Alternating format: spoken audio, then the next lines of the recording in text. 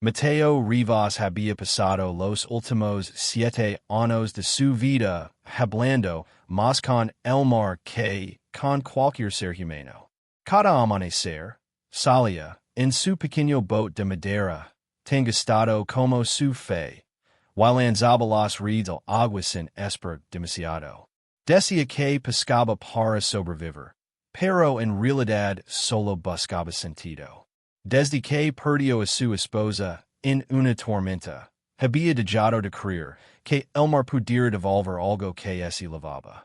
El pueblo de Puerto Viejo lo conocía bien. Era el hombre del abrigo gris, el que nunca sonría, el que regresaba al muelle incluso cuando el cielo amenazaba con romperse en lluvia. Algunos lo consideraban valiente, otros simplemente loco. Pero nadie sabía que cada tarde, antes de volver a casa, Mateo lanzaba una botella al océano con una carta dentro. Siempre la misma frase escrita con su letra temblorosa. Si el mar puede lavar lejos, que también te traiga de vuelta. Lo hacía sin esperanza, como quien repite un ritual vacío. Hasta aquella mañana de septiembre. El amanecer había nacido cubierto de neblina. Las olas golpeaban con un ritmo más lento, casi respetuoso. Y mientras Mateo recogía sus redes, un objeto brilló entre las cuerdas humidas. Una botella verde, antigua, selada con cera. El corazón se le detuvo un instante. Pensó que era una de las suyas, devuelta por el capricho de la María. Pero cuando la abrió, descubrió algo imposible. No era su letra. Dentro había una carta escrita con tinta azul y una caligrafía delicada, casi femenina. Decía, a quien encuentre estas palabras, no busco ser halada, solo recordar que on existo. Si lees esto, prometim que mirarás al horizonte una vez más. Porque allí, justo donde el mar toca el cielo, tal vez todavía haya alguien esperando por ti. Mateo leo esas líneas una y otra vez, sin entender por qué le temblaban las manos. Era solo una carta sin firma, sin fecha, sin rumbo. Pero en ese momento, por primera vez en años, sintió que el mar le estaba hablando de vuelta. Durante días, Mateo no pudo dejar de pensar en aquella carta. La guardó dentro de una caja de madera, junto a la brújula oxidada que había pertenecido a su esposa, Clara. Cada noche la sacaba, la leía bajo la luz temblorosa del quinqué y sentía una voz, su voz, mezclarse con las olas que golpeaban el muelle. Clara había desaparecido una noche de tormenta, 7 años atrás. El viento había rugido con una furia que ni los viejos del puerto recordaban. El barco donde viajaba con otros comerciantes nunca regresó. Encontraron restos del casco semanas después, pero nunca su cuerpo. Desde entonces, Mateo se había convertido en un fantasma más del pueblo. Dejó de hablar, dejó de sonar, dejó de vivir. Solo seguía pescando porque el mar era lo único que le cuidaba de ella. Por eso, aquella carta lo desarmó. No sabía si era casualidad o destino, pero cada palabra parecía escrita para él. Prometim que miraras al horizonte una vez más. Era algo que Clara solía decir cuando él dudaba, cuando la vida se volvía demasiado pesada. Y ese coincidencia lo persiguió como un eco que no podía apagar.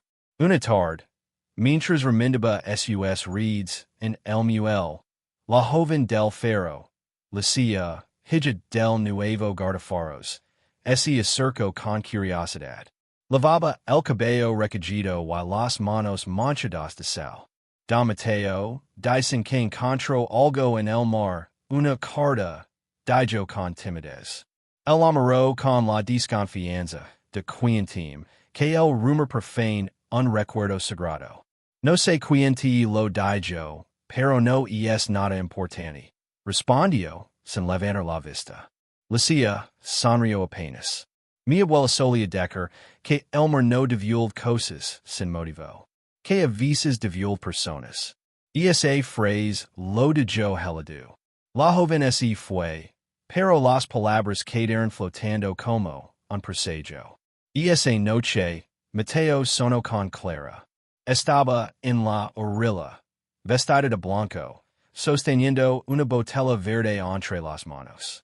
Le decía algo que el viento distorsionaba, pero alcanzó a entender una frase antes de despertarse. No sigas esperando, busca.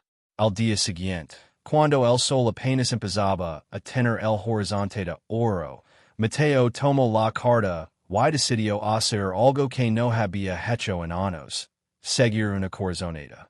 Tomó su boat, empacó provisions, y así hizo a la mar con la idea de navegar hasta donde las corrientes lo llevaran. No sabía qué buscaba exactamente. Una respuesta, una señal, o tal vez el coraje de dejar atrás el duelo, pero por primera vez, el peso del pasado no lo impedía remar. Mientras el puerto quedaba atrás, una gaviota solitaria voló sobre él y lanzó un grito agudo. Como así, el propio mar aprobara su decisión. El viento cambió de dirección. Y con él, algo en su interior también comenzó a moverse. Porque sin saberlo, Mateo estaba a punto de encontrar algo mucho más profundo que una carta. Estaba a punto de encontrarse con una historia que no había terminado. El mar estaba en calma aquella mañana, pero dentro de Mateo, todo era tormenta. Cada brazada del remo parecía marcar un compass entre el pasado y lo desconocido. El sol se levantaba lentamente, reflejándose sobre el agua como miles de pequeños espejos rotos. El silencio era absoluto, salvo por el sonido rítmico del oleaje golpeando el casco. Había navegado casi medio día cuando divisó algo a lo lejos, una línea de costa distinta, una bahía que no recordaba haber visto antes. No aparecía en sus mapas viejos, en su memoria de pescador catido. A medida que se acercaba, vio los restos de un muelle antiguo, cubierto de algas, y una cabana medio oculta entre los pinos. Una columna de humo fino salía del techo, como si alguien viviera allí. Mateo amarró el boat con cautela y avanzó. El olor a madera humida y sal lo envolvió. Golpeó la puerta con el puño. Nadie respondió. Empujó suavemente, y la puerta cedió con un quejido. Dentro, todo estaba ordenado, pero cubierto de una patina de tiempo. Sobre la mesa había tazas limpias, un farol encendido y un cuaderno abierto con una pluma apoyada encima. Mateo se acercó, con el corazón latiendo como un tambor. La letra del cuaderno era la misma que la de la carta. A veces el mar trae mensajes para quienes no se han despedido. Leo esa phrase una y otra vez. Era imposible. Esa mujer, quien quiera que fuera, había escrito la carta recientemente. No era una reliquia arrastrada por años de corriente. Las gotas de tinta aún parecían frescas. ¿Quién está ahí? Dijo una voz detrás de él. Mateo se giró bruscamente. En la puerta estaba una mujer joven, con el cabello oscuro recogido y los ojos del mismo color que el mar antes de una tormenta. Lavaba un abrigo largo y sostenía una red de pesca. Su mirada no era de miedo, sino de sorpresa. Soy Mateo Rivas. Vi el humo desde mi boat, balbució él. No esperaba visitas, respondió ella con voz tranquila. Pero parece que el mar decidió otra cosa. Hubo un silencio tenso. Entonces Mateo, casi sin darse cuenta, sacó la carta de su bolsillo. ¿Usted escribió esto? Preguntó, extendiéndola. La mujer la miró.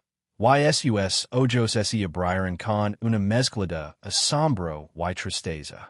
Esa carta no debería haber salido de aquí.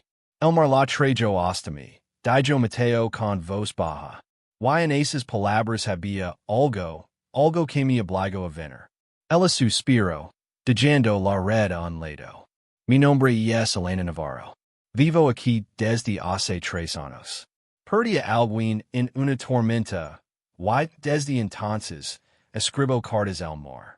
Nunca pensé que una ligeria tan lejos. Mateo se quedó inmóvil. Esa confesión lo golpeó como una ola. Dos desconocidos, dos perdidas, dos corazones lanzando mensajes al mismo abismo. Elena lo miró, curiosa. ¿Why tú? ¿Por qué viniste? Mateo dudó. Podía inventar una excusa, pero algo en los ojos de aquella mujer lo desarmó. Porque también perdía alguien, admitió. Y cuando encontré tu carta, sentí que era una respuesta. Elena sonrió apenas, una sonrisa rota pero sincera. Entonces quizá Elmar solo quiso presentarnos. Se quedaron en silencio, escuchando las olas romper contra las rocas. Era un silencio diferente, uno que no dolía. Por primera vez en mucho tiempo, Mateo sintió que la soledad se disolvía. Antes de marcharse, Elena le entregó una hoja del cuaderno. Levate esto, dijo. Y es la última carta que pensaba lanzar al mar. En ella había una sola línea escrita.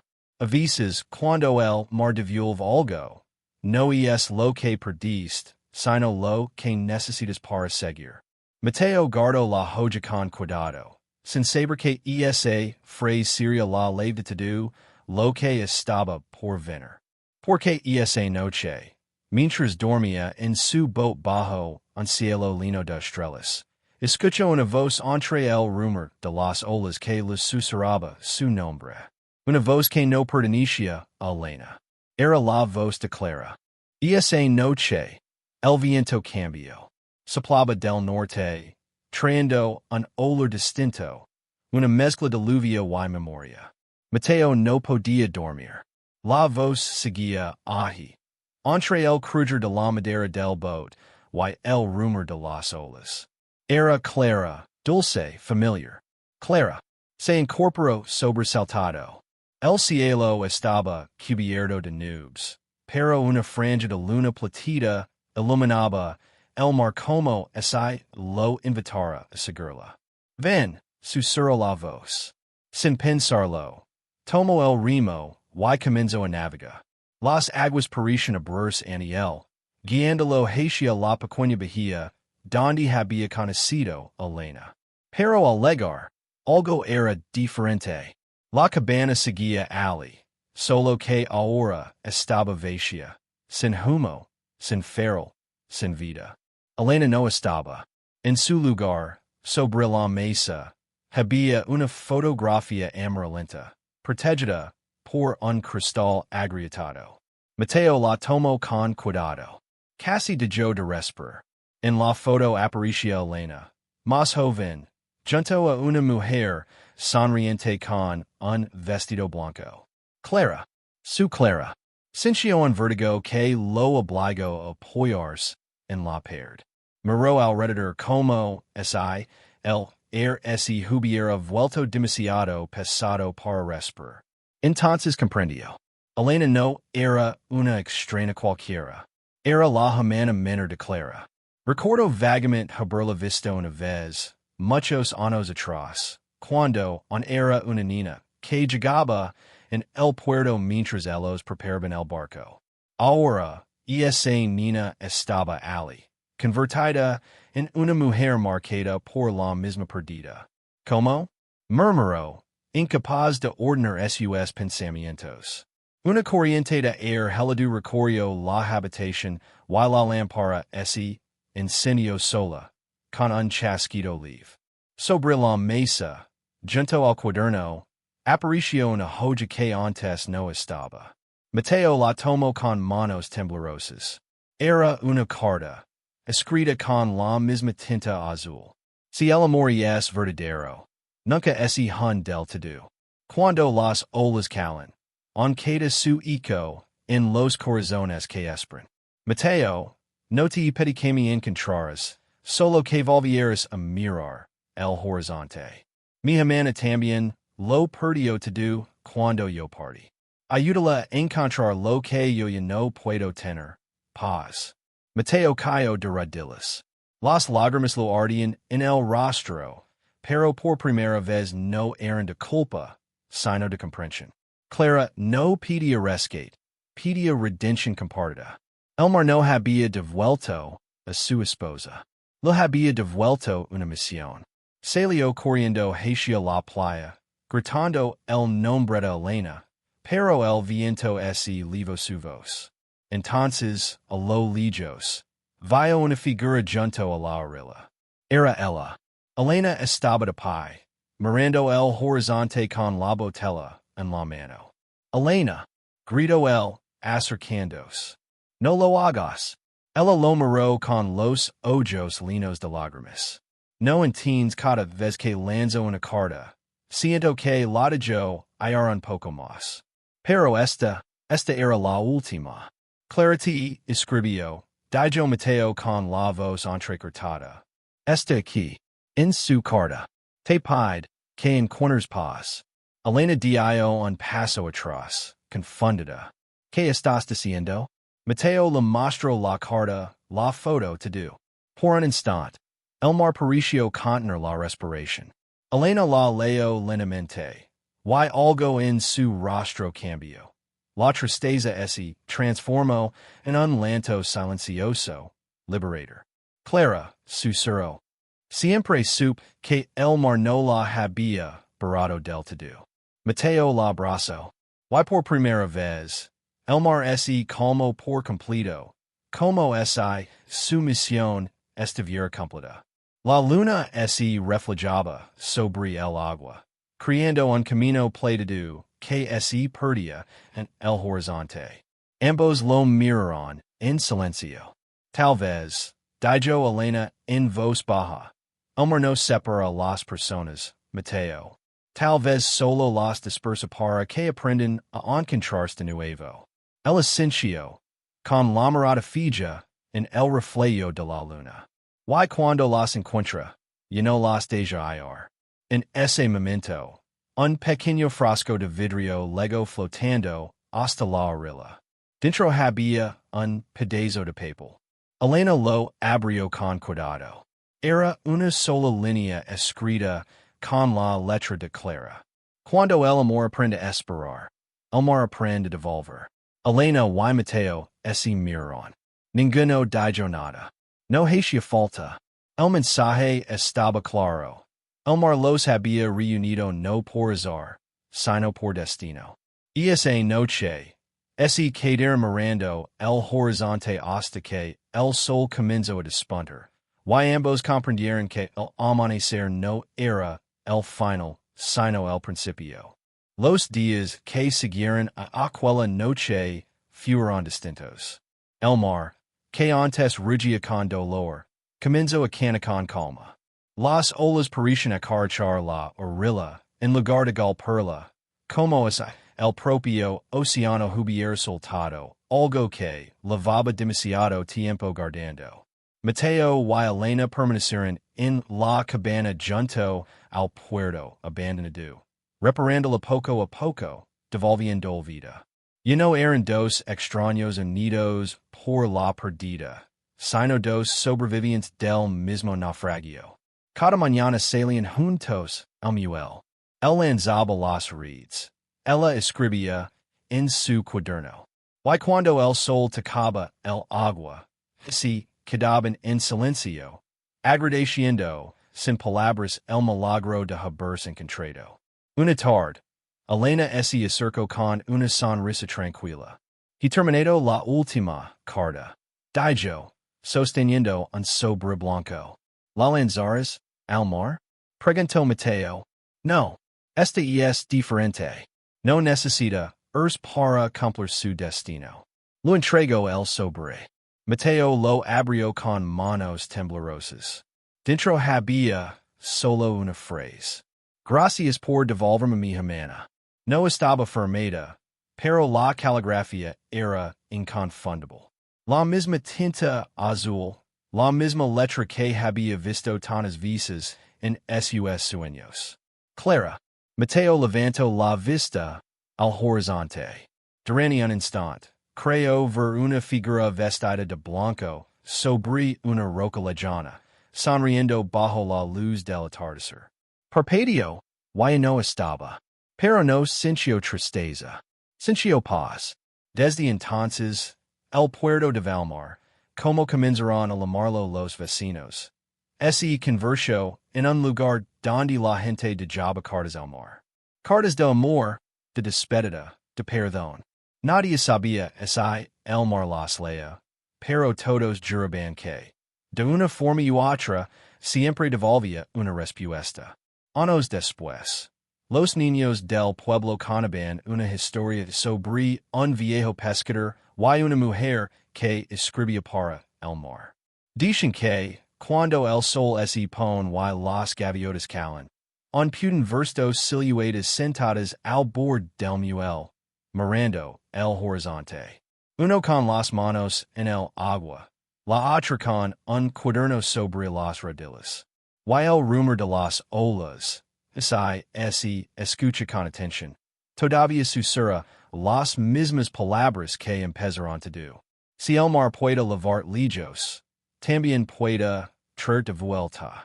Porque el amor verdadero, como el mar, nunca desaparece. Solo cambia de forma, esperando el momento justo para regresar. Sparkles, gracias por escuchar. Hasta el final de esta historia. Si alguna vez has sentido que algo perdido volvió a ti cuando menos lo esperabas, comenta la palabra María para saber que estás conectado con esta historia. Nos vemos en el próximo relato de Crónicas del Corazón, donde el amor y el destino siempre encuentran la manera de volver a casa.